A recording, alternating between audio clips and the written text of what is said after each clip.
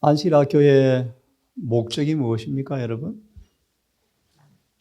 우리 안식일학교를 뭐라고 우리 별칭합니까? 정은에서는 방금 말씀을 드렸는데 영혼의 목장입니다. 목장은 뭐가 있는 곳입니까?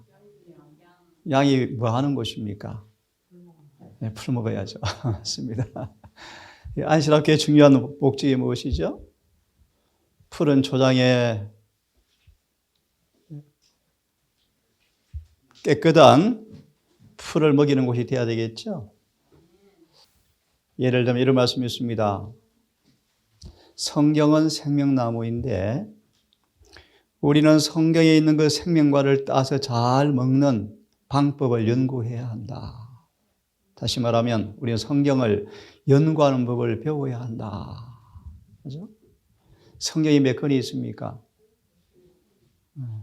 물론 한 권이지만 66권으로 구성되어 있습니까? 또 이렇게 말씀드립니다. 하늘의 생명나무가 달마다 생명과를 맺는 것처럼 성경은 66권으로 이루어졌는데 각 성경마다 쓰임새가 따로 있고 뭐가 따로 있고? 쓰임새가 따로 있고 우리는 그 성경 절들을 모아서 그 성경을 통해 주시는 주님의 교훈을 확실하게 알아야 한다. 질문을 드려보겠습니다. 성경의 중심 주제가 뭡니까? 성경의 중심 주제.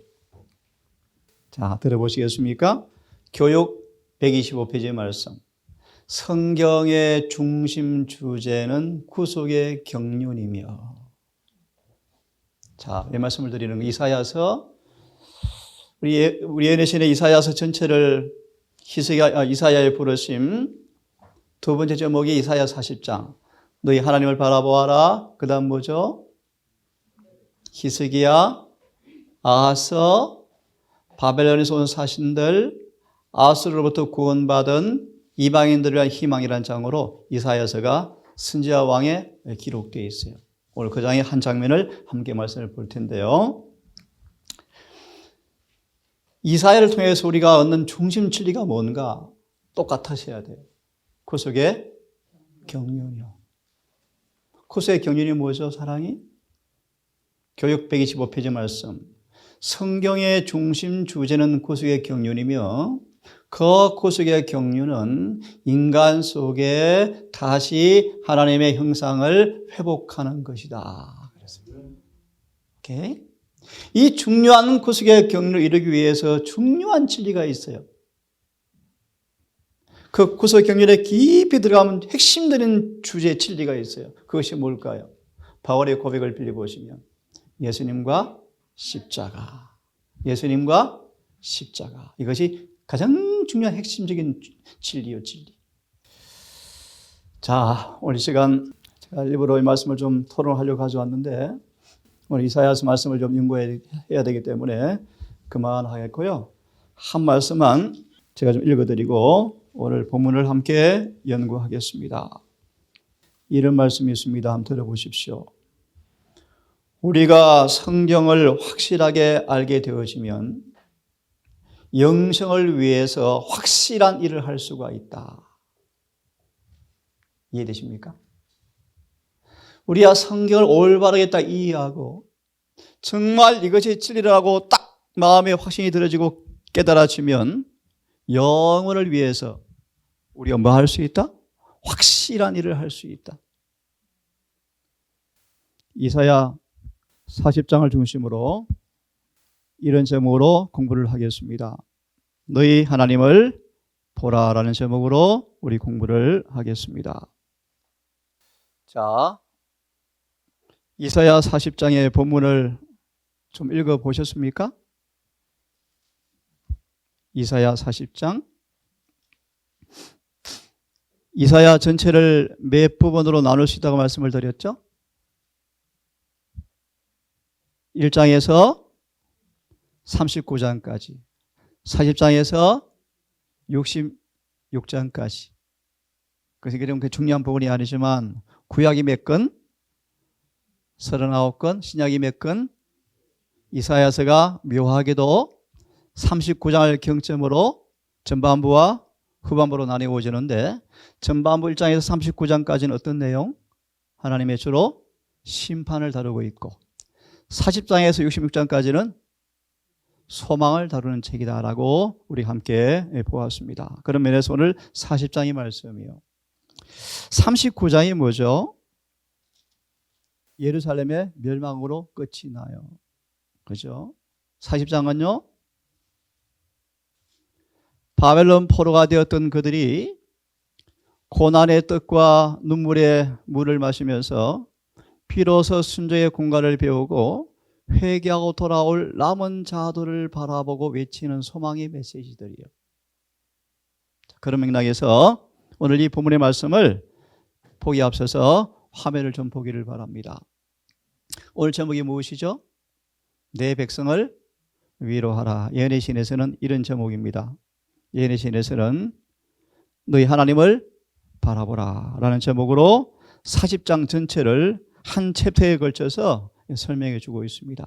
오늘 이사야 40장 전체를 너희 하나님을 바라보라는 제목으로 한 장을 할애해서 설명해 주고 있어요. 오늘 교과 제목은 내 백성을 뭐하라? 위로하라 라는 제목으로 40장을 공부할 텐데 특별히 이사야 당시에 보세요.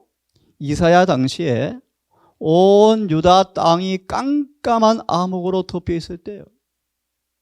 어둠이 땅을 뒤덮고 있었다.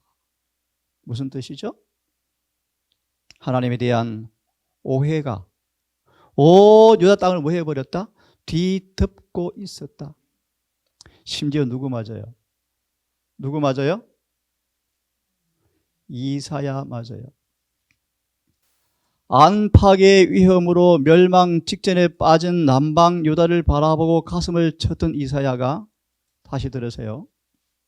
저러면 구원이 없는데 어떡해 라고 마음이 너무 아파했던 이사야가 자신도 쏟고 있네 라고 깨닫고 충격을 받았어요. 그죠? 이해되셨습니까? 여러분 질문 드릴까요? 왜 하나님에 대한 오해가 생길까요? 왜 오해가 생길까요? 하나 힌트를 드릴까요? 요한복음 3장 3절을 주석하기를 성질이 같아야 서로 이해할 수 있어요. 힌트를 드렸어요. 왜 오해할까요? 답을 드립니다. 죄를 지은 사람들은 죄로 인해서 모든 성질이 부패되어져요. 삐뚤어져 있어요. 오해를 잘해요. 다시 말하면 우리의 성질이 우리의 품성이 주님과 원수가 되었어요. 그런 존재로서 하나님에 관한 오해는 너무너무 쉬워져요. 사단이 믿기만 터지면 금방 오해해버려요. 한 예를 들어드렸어요. 사람은 성질이 같아야 서로 뭐 할 수 있어요? 이해할 수 있어요. 성질이 마귀의 성질이 되어버린 인간은 누구를 오해한다고요? 하나님을 오해해요. 특별히 가장 오해받는 진리 가운데 하나가 뭔가? 하나님의 사랑에 대한 오해가 편만해요. 편만해요. 자, 이 하여튼 보십시오. 이사야 당시에 온 유다 땅이 뭐 했다? 하나님에 대한 오해로 어두워졌다. 어떤 하나님요? 다 읽을 수가 없습니다. 엄하고 가혹한 분, 죄인을 비난하고 중재하시고 감시하시는 분, 율법은 너무나 사람들이 힘들게 만드는 거야 라는 오해들, 그들이 범죄의 결과로 바벨론의 포로가 된 상태를 가리켜서 하나님께서 형벌 주신 거야, 하나님 엄하신 분이야 라는 하나님 품성에 대한 오해로 온 유다 땅이 뒤덮고 있었다. 이런 와중에 외치는 기별이 무엇이죠? 너희 하나님을 바라보아라. 누가 외쳤습니까? 이사야가. 중요한 말씀. 이사야가 어떻게 이런 기별을 외칠 수 있게 되었을까요? 중요한 말씀이에요. 여러분, 지금 우리가 세상을 향해서 외칠 기별이 동일하대요. 이것이 셋째 천사의 기별로 예언에서는 소개하는데, 우리가 외칠 기별이, 잘 들으십시오. 셋째 천사의 기별 잘 들으십시오. 예수님의 품성을 닮은 사람들이 늦은 빛 성령으로 외치는 기별이 바로 이 기별이에요. 그러기 위해서 이사야가 6장의 말씀처럼 지성소로 들어가는 경험을 통하여 그가 정말 회개하자 의를 옷 입은, 정말 예수의 품성을 옷 입은 거듭 나아버리는 경험을 한 그가 주님의 정인이 되어서 그의 품성과 기별을 통하여 뭐라고 외쳤어요? 이 말이 거듭말합니다. 비로소 거듭난 이사야가 그의 품성과 그의 생애와 기별을 통하여 너희 하나님을 바라보라고 외쳤다, 그런 말이에요. 여러 구절을 인용했는데 이 시간 다 찾을 수가 없습니다. 이 말씀만 들어보세요. 오늘 서론입니다. 성전 마당에 있던 이 이사야에게 계시를 통해서 뭐가 보여졌죠? 하나님의 품성이 밝히 보여졌다. 셋째 천사의 기별의 핵심이 뭐냐 하면 하나님의 품성을 높이 지켜드는 거예요. 그래서 뭘 보게 하는 거예요? 우리의 죄를 빨리 보게 해줘야 해요. 죄를. 우리의 죄를 빨리 보게 해서 빨리 마셔야 돼요. 지금 마지막 주신 은혜를 통하여 죄에서 고침받을 시간이 지금이에요. 지금 분명히 짚고 넘어갑니다.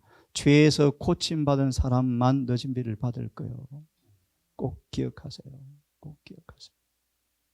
다시 말합니다. 이사야가 비로소 하나님의 품성에 대한 계시, 품성을 밝히 보게 되었을 때, 그 자신마저 오해했던 하나님의 품성을 이해할 수 있게 되었다. 그렇죠? 그래서 멋지게 이렇게 표현합니다. 잘 들어보세요. 이사야는 마치 바울처럼 하나님을 바라봄으로 자신의 무가참을 깊이 깨닫게 되었을 뿐 아니라 겸비해지진 상하고 통한 마음이 되었던 이사야가 값없이 주시는 용서를 경험하고 꼭 마음에 새기십시오. 이사야는 변화된 사람으로 새로 일어섰다. 그렇죠? 그는 주님을 보았다. 그는 하나님의 품성의 아름다움을 보았다. 너무너무 중요한 주제예요. 그런 무한하신 사랑의 하나님을 바라봄으로써 이루어진 변화에 대해 뭐 할 수 있다? 증가할 수 있다라고 말하면서 제목이 무엇이요?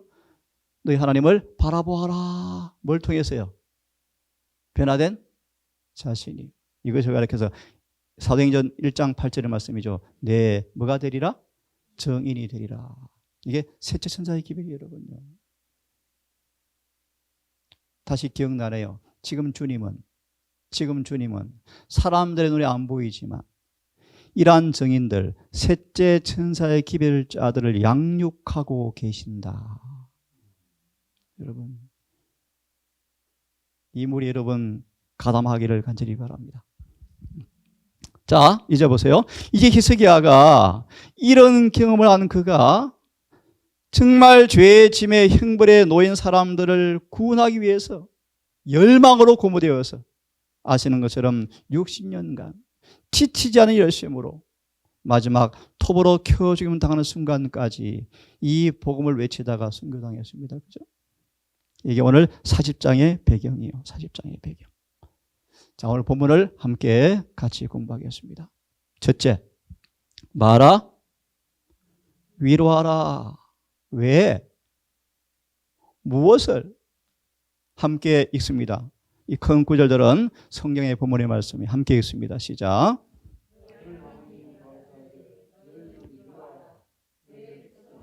예, 내 백성을 뭐하라?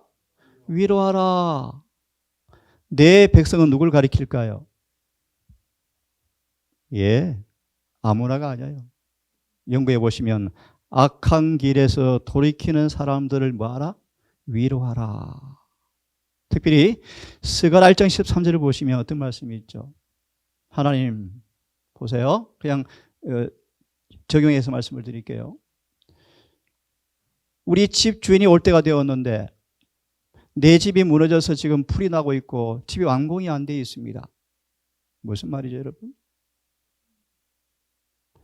죄와 상관없이 두 번째 주님께서 재림하실 터인데 내 집이 아직 청소가 안 되었습니다.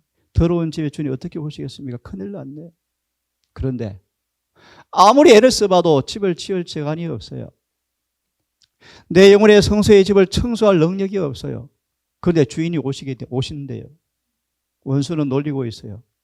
아이쿠, 그만 집지라도 포기해라. 낭만과 절망과 식당과 실망을 주면서 계속 우리를 사단은 분쇄해요. 그런 가운데서 하나님께서 스가랴 1장 13절 내 백성을 뭐하라? 위로하라. 왜요? 왜요? 2절의 말씀 시작.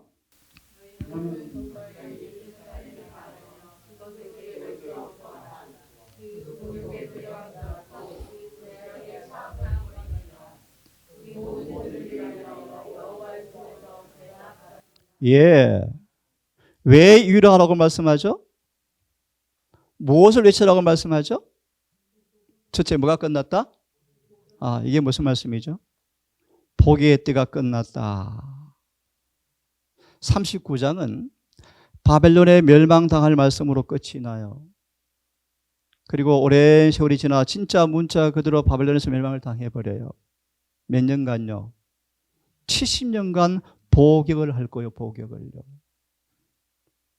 우리 성경에서는요, 하나님의 백성들이 옥에 갇혀있다.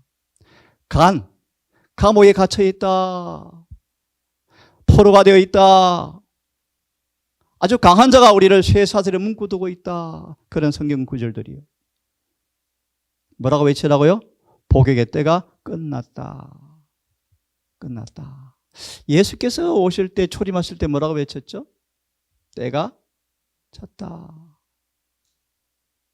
자, 차차 공부합니다. 바벨론 70년간의 포로가 끝나고 회복될 미래를 바라보면서 주시는 소망의 메시지요. 또요, 뭐가 입었다? 죄악의 사함을 입었다. 하나하나 다 살피려니까 성경절 찾다가 시간 다 갈 것 같습니다. 그리고요, 그 모든 죄를 인하여서 여호와의 손에서 뭐 했다? 배나 받았다. 무슨 말이죠, 여러분? 이것 때문에 사단이 오해시키는 거예요. 하나님은 범죄한 사람을 뭐 하는 분? 형벌 주시는 분. 예를 들면 욥이 왜 고난을 당합니까? 많은 사람들은 욥이 당하는 고난을 바라보면서 하나님께 뭐 하죠? 비난하죠. 하나님이 형벌 주시는 분. 우리를 죄를 지으면 엄하게 꾸짖는 분. 마치 그런 분처럼. 근데 하나님께서 왜 그들을 배나 손에서 받게 하시죠? 이것은 형벌의 독단적 그분의 품성이 아니죠. 간단히 말하면 우리의 질병을 고치는 하나밖에 없는 수단이에요. 맞나요? 왜 우리가 수술을 받습니까? 왜 손이 병들면 잘라야 합니까? 다시 우리를 고난의 풀물을 통하여서는 그 죄에서 깨끗해질 사람이 아무도 없어요. 그래서 불가피하게 주님께서는 그들의 죄 자체로 인한 징벌이 아니고 그 죄를 범한 그들을 다시는 그 죄에서 포로가 되지 않도록 그 죄가 남긴 상처 흔적을 이 고난의 풀물을 통해서 깨끗이 사루어서 정화시켜서 다시는 복역하지 않도록 고쳐주는 사랑의 뭐였어요? 선물이었어요. 그죠? 자, 다시 말합니다. 내 백성을 위로하라. 악한 길에서 떠난 사람들 위로하라. 뭘 위로하라? 너의 죄가 사함을 받았으므로 포로 기간은 끝났고 대가는 다 치루어졌다. 라고 말씀하시는 거예요. 자, 이런 부분들은 제가 좀 다 찾을 수가 없네요. 두 번째, 무엇을 외치리까? 함께 읽습니다. 시작.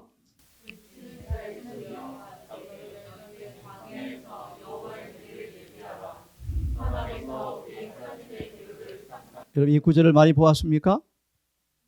이 똑같은 구절을 누가 인용했습니까? 마태 3장에서 누가요? 침례 요한이요. 침례 요한. 다시 읽습니다. 외치는 자여 소리여 가로되 너희는 광야에서 무엇을? 여호와의 길을 예비하라. 중요한 구절이에요. 아모스 4장 2절의 말씀, 12절의 말씀. 지금 우리가 외칠 기별도 뭐다? 동일한 기별이다. 세상을 향하여 뭘 선포하셔야 돼요? 여호와의 길을 예비하라.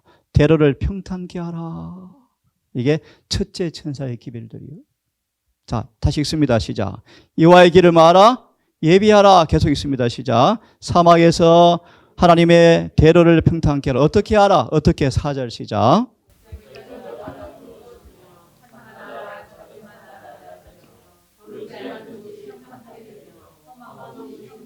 중요한 말씀이요. 여호와의 길을 예비하라. 무슨 말인가? 적용하겠습니다. 여러분의 영혼의 성소 안으로 주님께서 들어오고 싶어요. 문자들은 말하면 드디어 바벨론 70년이 끝나고 하나님께서 그들을 고레스를 통하여 구원하려고 하시는데 길을 예비하라. 빨리 뭐 하라 너희가? 이런 경험을 빨리 하라. 질문 드립니다. 이게 무슨 뜻입니까? 사사기를 보시면 시간이 많이 없으니까요. 은밀한 죄는 덜 추워서 메꾸어져야 한다. 골짜기에 뭐가 숨어 있습니까?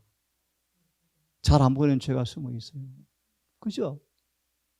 골짜기마다 다 도둑오지 않는다. 숨은 생각은 다 드러나야 한다.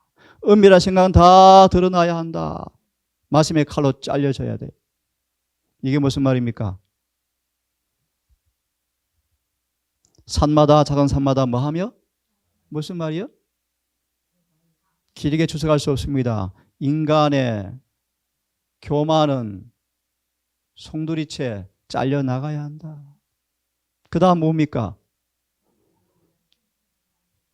원문은요, 삐뚤어진 것, 뭐요? 잘못된 생각들, 잘못된 사상들을 말씀으로 뭐 하셔야 돼요? 바로 잡혀야 한다. 그래서 뭐가 돼야 합니까? 스가랴 4장 6절, 7절, 8절. 스룹바벨 앞에 이 산이 평지가 되어야 한다.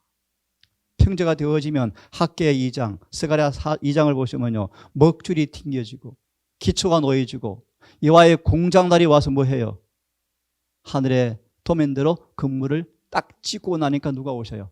예수께서 초림하신 것처럼.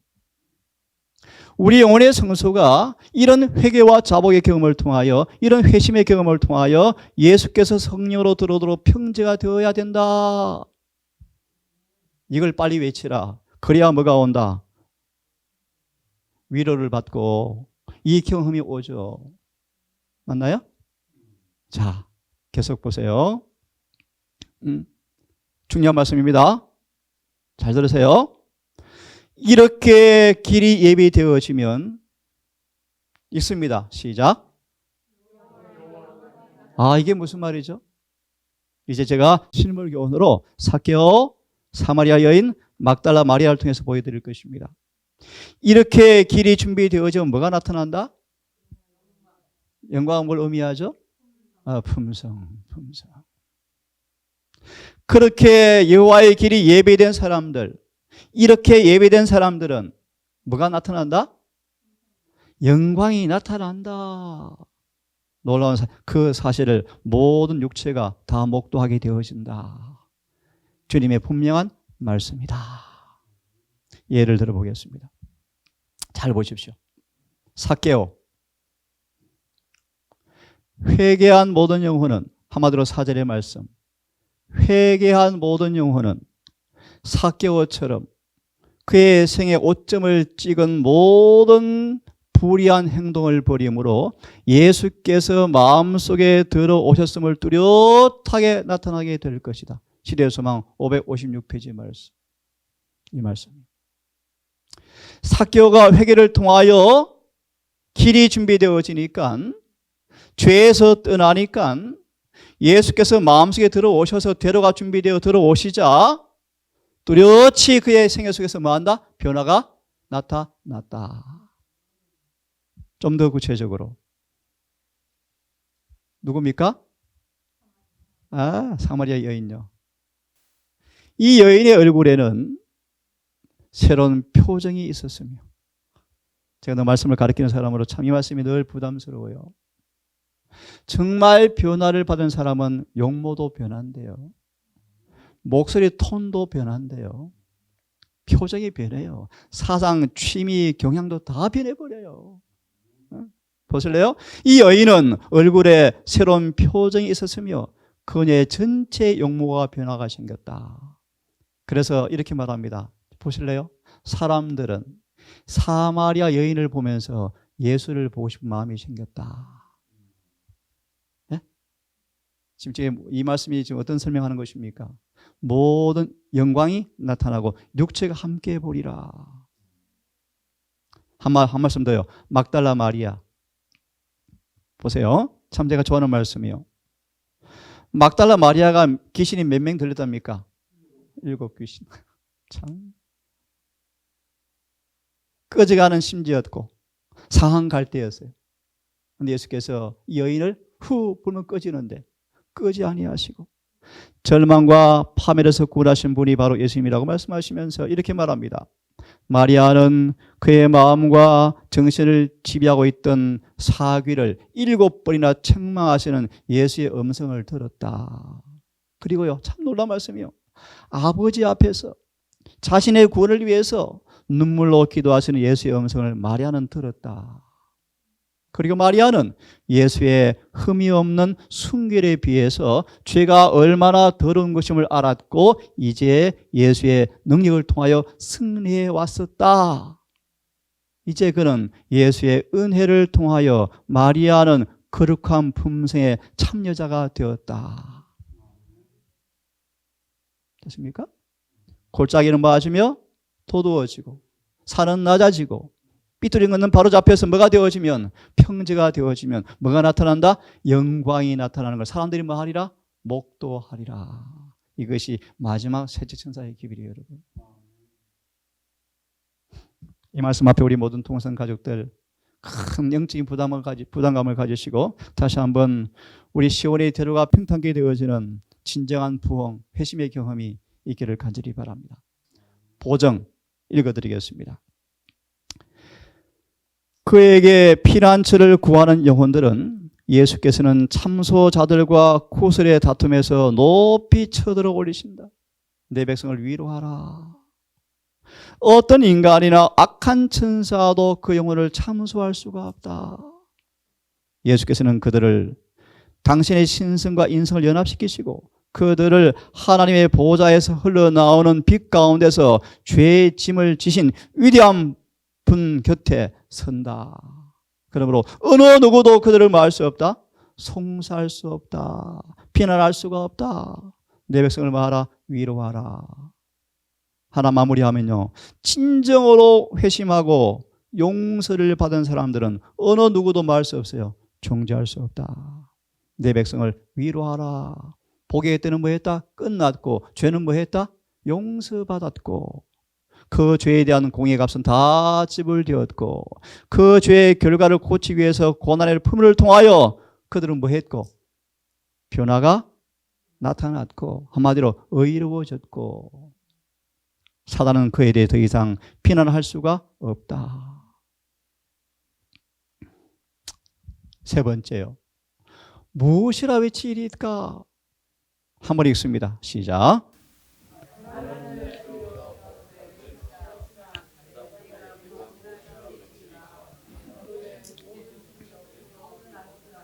예, 모든 육체는 풀이고 풀에 핀 조그만 꽃은 뭐요? 그 인간의 영광, 인간의 영광. 그렇죠? 육체는 풀입니다. 그 육체에 있는 뭐 어떤 재산, 어떤 뭐 학위, 어떤 아름다운 모든 것은 꽃같이 보여요. 하지만 보십시오. 풀은 말라요. 그 풀은 뭐합니까? 말라요. 꽃은 시들어져요. 왜 시들어집니까? 하나님의 기운이 성령의 바람이 불면 백성은 풀처럼 다 나뒹굴어져요. 하지만 풀은 마르고 꽃은 시들지 모르지만 하나님 말씀 뭐 한다? 영원히 변하지 아니한다. 우리 잘 아시는 말씀. 요한일서 2장 16절. 세상도 정욕도 다 지나간다. 꽃처럼 잠시 눈에 좀 좋게 보이지만 다 끝난다. 하지만 여호와의 말씀을 행하는 사람은 영원하리라. 이 구절을 조금 의미 있게 한번 생각해 보겠습니다. 찾지 않겠습니다. 이 성경 구절이 신약에 나온 본문이 있는데요. 모든 육체는 풀이요 그 모든 아름다운 풀이는 꽃같이 보이지만 풀은 마도 시들어 버린다. 이 구절을 누가 인용했죠?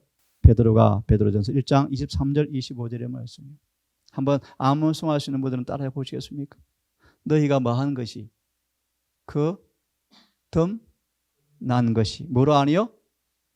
썩어질 그 다음 오직 썩지 않고 세세토록 살아있는 말씀으로 된다고 말하면서 인용한 구절이 바로 이 구절이에요. 그럼 마지막 구절이 무엇입니까? 하나님의 말씀은 영원히 패하지 않을진데 복음이 뭐다? 하나님께서 말씀하신 외치는 말씀이 뭐다? 복음이다 라는 구절이에요. 시편 90편을 좀 펴시기를 바랍니다. 이 말씀은 우리 몇 구절을 좀 읽어볼 필요가 있습니다. 시편 90편. 자, 폈으면 같이 한번 읽었으면 좋겠습니다. 폈습니까? 자, 우리 빨리빨리 시간이 짧습니다. 폈으면 4절을 한번 읽어보면 4절 시작.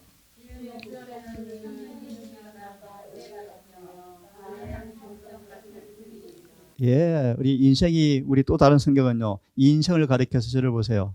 한 손바닥 뺨에 불과하다. 그래요? 예. 70, 80 인생이 신속히 날아가잖아요. 신속히.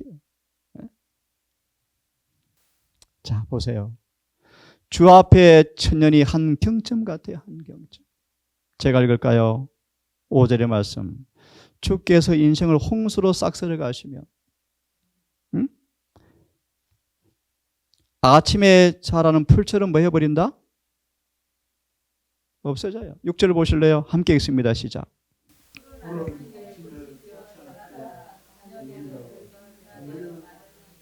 예, 아침에 꽃을 피우고 자라다가 저녁에는 베어서 시들어 버린다. 그걸 7절에 뭐가 임하면?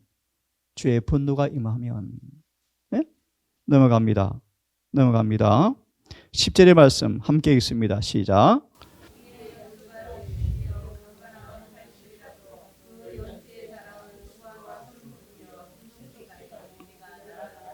예, 여기 연로하신 어르신들은 더 경험하죠. 참 세월이 빨라요. 너무 빨라요. 조금 더 읽습니다. 12절 함께 읽습니다. 시작.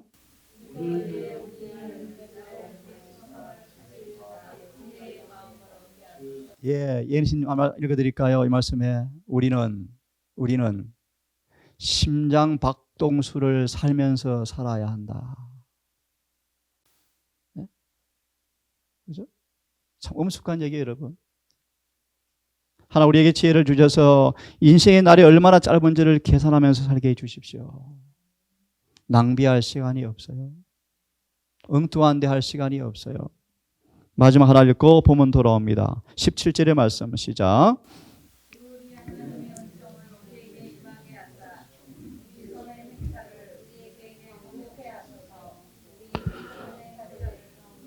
예, 다시 화면 돌아가겠습니다. 오늘 주제 말씀 9절의 말씀에서 제목을 따왔습니다. 예언의 신에서는 너희 누구를 바라보아라?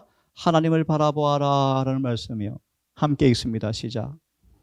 아름다운 소식을 시온에 전하는 자여 너는 높은 산에 오르라. 아름다운 소식을 예루살렘에 전하는 자여 힘써 소리를 높이라. 뭐 하지 말라? 두려워 말고 소리를 높여서 말하라.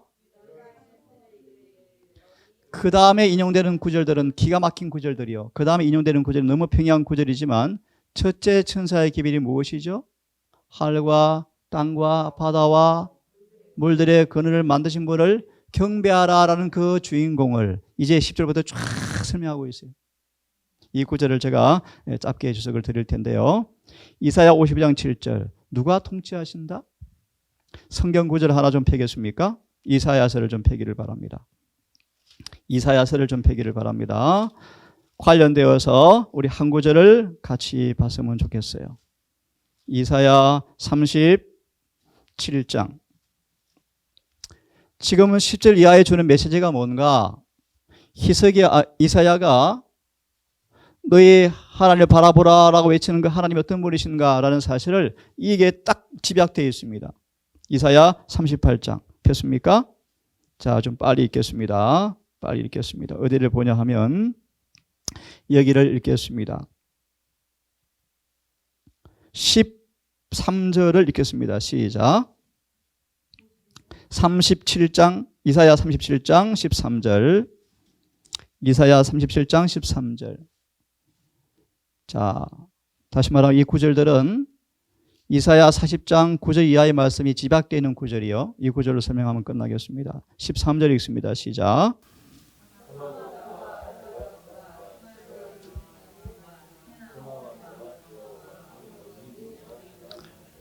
이게 무슨 뜻이죠? 계시록 13장 5절과 똑같은 말씀이 무슨 뜻이요? 응? 이런 말이요. 저를 보세요. 가장 강력한 나라 아수르 밑에 누가 손 안 든 나라 어디 있느냐? 너 그만 까불어라. 영적으로 말합니다. 모두가 다 죄를 짓고 사는데 너는 왜 죄 안 지려고 바보들 치느냐? 턱도 없어. 까불지 마. 포기해. 이런 말이에요. 이해되셨어요?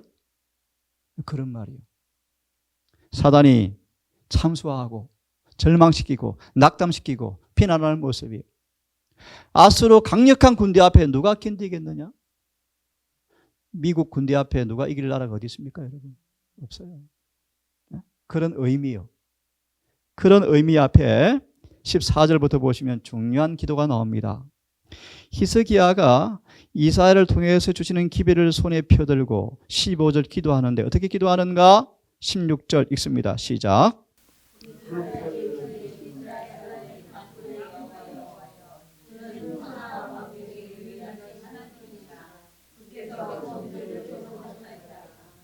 하나님께서 뭘 하셨다? 이사야는 하나님을 뭐로 높이는 줄 아십니까? 예, 맞아요. 창조주로 높이. 예를 들어 볼까요? 저를 보십시오. 열방을 한 통의 물처럼 여기시는 분. 산을 저울에 다시는 분. 누굽니까, 여러분? 창조주예요, 창조주. 너희가 바벨론에 포로되어서 희망 없다고 탄식하지 마라. 무슨 말이에요, 여러분? 죄 사슬에 매여서 죄에서 벗어날 수 없다고 탄식하지 말라. 내 백성을 위로하라. 누구를 바라보아라? 그분이 어떤 분이시다? 창조주시다. 그분이 통치하시면 아수르 군대 맹 못 춘다. 너희가 비록 죄를 지어서 마귀의 포로가 되었지만 염려하지 말라. 누가 오신다? 창조주께서 통치하러 오신다. 통치. 그러므로 뭐 하라 빨리? 길을 빨리 닦아라. 길을 닦아 놓으시고 그분이 통치하면 아수르 군대, 바벨론 군대 뭐 한다? 망한다. 그것처럼 우리에게서 누가 떠나간다? 우리의 통치자 마귀가 도망간다. 죄는 물러간다. 그런 기별이에요. 자, 계속 있습니다. 17절을 읽어보세요. 시작.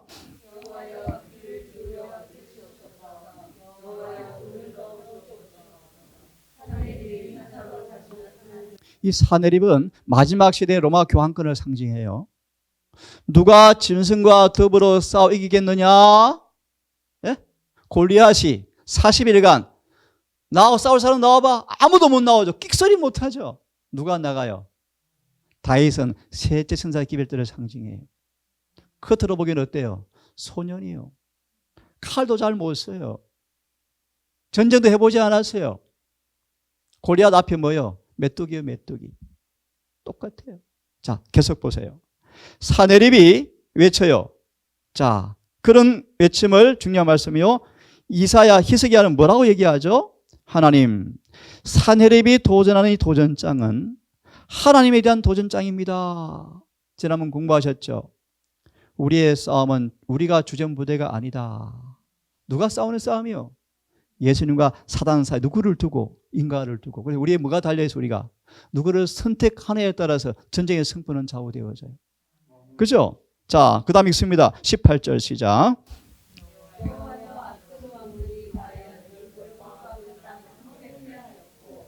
계속.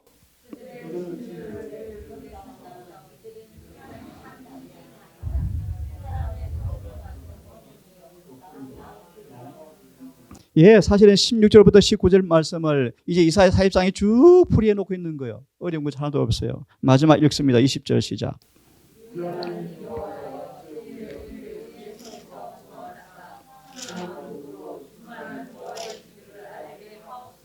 예, 정말 중요한 말씀이요. 다시 제가 읽습니다. 중요한 말씀입니다. 잘 들어보세요. 이 구절을 다시 한번 들어보세요. 자, 그리하시면 무슨 뜻이죠? 강력한 아수르 군대에서 우리를 해방해 놓으시면 그리하시면 영적으로 사단 마귀와 죄와 포로된 우리가 구원받은 경험을 통하여 그리하시면 땅의 모든 왕국이 오직 주님만 여호와만 참 하나님이신 줄을 그들이 뭐한다? 알리라. 이게 마지막 새 천사의 계비를 통하여 주님께서 전하시고자 하는 지식이요 지식. 자, 화면을 좀 보세요. 10절 11절 그분이 누구이신가? 함께 읽습니다. 시작. 그분을 어떻게 소개하죠? 강한 자로 소개, 강한 자로. 그 다음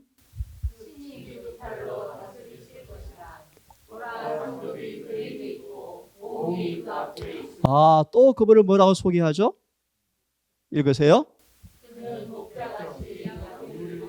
이사야가 하나님을 바라보라고 말씀하시면서 그 하나님을 뭐라고 소개하죠? 강한 분으로 소개하시고 또요 목자로 소개하셔요. 자, 좀 설명해 드리기로 하겠습니다. 양무리를 먹이시며 어린 양을 그 팔로 모아 품에 안으시며 젖먹이는 암컷들을 온순히 인도하시는 도다. 다 읽을 수가 없고 제가 읽어드리겠습니다. 계시록 5장을 보시면 예수님의 모습을 두 가지로 묘사해요. 따라해 보세요. 유다 지파에 뭐 같고? 예, 사자 같고. 그 다음요? 어린 양 같은 분. 자, 어떤 분요?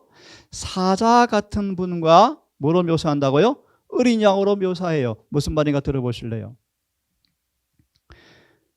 이 모습은 전능하신 주님의 능력과 자아 희생에서 나오는 사랑의 결합을 가리키는데 당신의 은혜를 거절하는 자들에게는 매우 무서운 유다의 사자가 순종하고 충실한 자들에게는 하나님의 어린 양이 되실 것이다. 공의와 자비요. 맞아요? 하나님 위엄하심과 전능하심과 자아 희생의 사랑의 모습이요. 하나님의 율법을 범한 자들에게는 공포와 진노를 안겨주었던 불기둥이 당신의 계명을 지키는 자들에게는 빛과 은혜와 구원의 표징이 되어진다. 반역자들의 치식에 능한 손이 충성된 사람들을 구원하시기에 능한 팔이 될 것이다. 충성스러운 모든 사람들은 구원을 받게 될 것이다. 이사야가 뭐라고 외칩니까? 하나님은 강한 분이시다. 시편 24편 한 번도 전쟁에 패한 적이 없는 백전백승의 미가엘이시다. 염려하지 말라. 아수르 내 손이 뭐에 불과하다? 몽둥이에 불과하다. 몽둥이 부러뜨린다 내가. 두려워하지 말라. 너희는 뭐만 하라? 회개하고 대로를 평탄케 하는 일에 참여해라. 그럼 그분이 뭐 하신다? 와서 통치하신다. 그분이 통치하시면 뭐 한다? 끝난다. 이 막대기에 불과 아수르 앞에 다 쪼아리는데 천지를 전 창조주께서 와서 다스리시면 누가 그 앞에 반항하겠습니까, 여러분? 그죠? 자, 그 다음 말씀 봅니다. 그분은 누구시다? 창조주이시다. 한번 들어보세요. 이 구절을 예니스는 이렇게 미리 주석합니다. 이 본문을 통하여 이사야는 당신의 교회가 절대자의 지혜를 마음대로 소유할 수 있는 고귀한 특권에 대해서 이해하기를 요구하신다. 다시요. 창조주의 지혜를 마음대로 우리의 것으로 가질 수 있는 것이 뭐다? 특권이다. 이걸 지금 가리키고 있다. 한번 예를 들어봅니다. 손바닥으로 바다를 뭐한다? 헤아리시는 분. 손으로 하늘을 재시는 분. 여러분, 땅에 티끌을 담아서 보시는 분. 사람을 뭐로 만들었죠? 티끌로 만든 티끌. 티끌이라는 단어가 뭐예요? 흙이요, 흙. 흙이라는 단어는 다른 말로 사람이라는 뜻이요, 사람. 사람이라는 단어가 무슨 뜻이죠? 티끌이라는 같은 단어예요. 무슨 먼지요, 먼지. 우리는 먼지로 만들어졌어요, 먼지. 화장하면 아무것도 안 남죠? 다 재로 변해요. 먼지요, 먼지. 하나님의 저울에 산들을 달아보시는 분. 작은 저울로 작은 산들을 달아보시는 분. 그분은 우리의 구원자다. 네? 구원자다. 네? 보세요.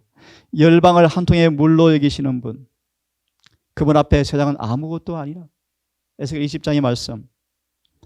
때가 되어지면 정확하게 모든 나라 통치권은 무엇입니까? 하나님께서 끌어서 없어지죠. 다 무너뜨리죠. 이런 하나님과 누구한테 비교할 수 있겠습니까? 아까 우리 히스기야 보았죠. 우상을 쭉 말씀하죠. 우상. 여기도 교훈이 많은데요.